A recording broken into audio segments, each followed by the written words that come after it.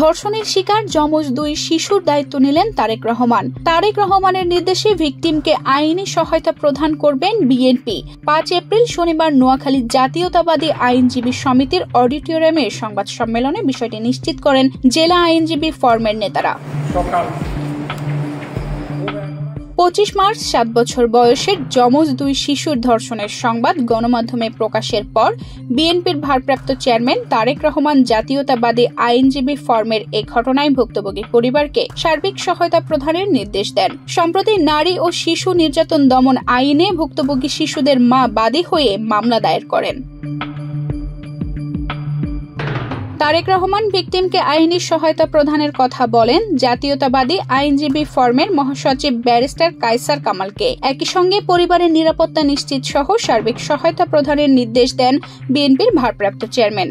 আমির হোসেন বুলবুল, secretary, Noakhali জেলা আইনজীবী সমিতি, বাংলাদেশ জাতীয়তাবাদী দলের ভারপ্রাপ্ত চেয়ারম্যান তারেক রহমানের নির্দেশে জাতীয়তাবাদী আইনজীবী ফোরামের মহাসচিব ব্যারিস্টার কায়সার কামালের অনুপ্রেরণা আমাদের টিম ঘটনাস্থলে গিয়েছে এবং নোয়াখালী বার এবং আইনজীবী ফোরাম এই ন্যাক্কারজনক ঘটনার বিচার নিশ্চিতের সর্বাত্মক চেষ্টা করে যাবে এবং আমরা সর্বোচ্চ শাস্তি নিশ্চিতের জন্য তৎপর থাকবো। আইনজীবী ফোরামের পক্ষ থেকে ইতিমধ্যে আমরা আর্থিক সহায়তা করেছি, ভবিষ্যতেও করে যাবো।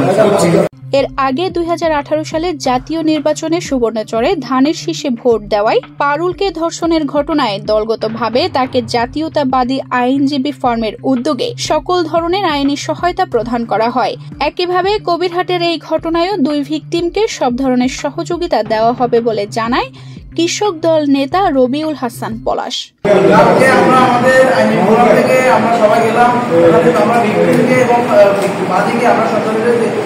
দেখলাম এবং আমাদের সাথে জিজ্ঞাসা করতে আপনাদের কোনো হুমকি কম কিছু হচ্ছে কিনা ওরা বলছে না।